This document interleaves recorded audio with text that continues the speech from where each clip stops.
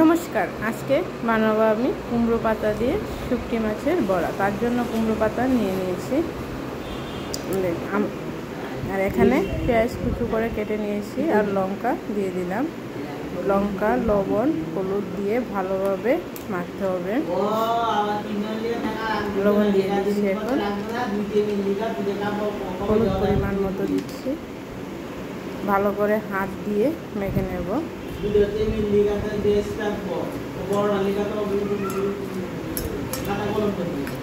হাত দিয়ে ভালোভাবে মাখতে হবে, না হলে ভালো লাগবে না খেতে।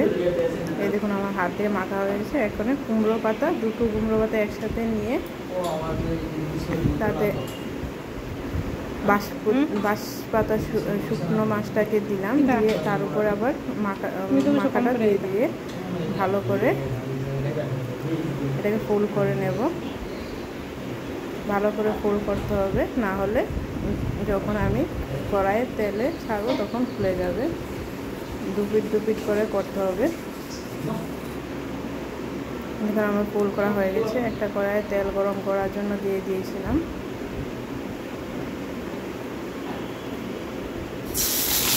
কড়াইয়ে তেল গরম হয়ে গেছে। এখানে শুটকির বড়াটা ছেড়ে দিলাম। একে একে সবগুলিকেই ছেড়ে দেব। সবগুলি এক সমান হয়নি, ছোটো বড়ো হয়ে গেছে, কারণ পাতাগুলি এক সমান ছিল না, ছোটো বড়ো ছিল, তার জন্য ছোটো বড়ো হয়ে গেছে। সবগুলি বড়াকে দিয়ে ঢাকা দিয়ে রাখবো ছোটো ফ্লেমে। ঢাকা খোলার পর এখানে উল্টে দেবো। সবগুলি বড়াকে উলট করে দেবো। সবগুলিকে করতে হবে একদম পিট করে উল্টে দিচ্ছি। উল্টানো হয়ে গেলে আবার কিছুক্ষণের জন্য ঢাকা দিয়ে রেখে দেবো।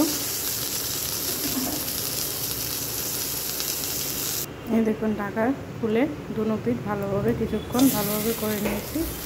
এখন দেখে নিচ্ছি।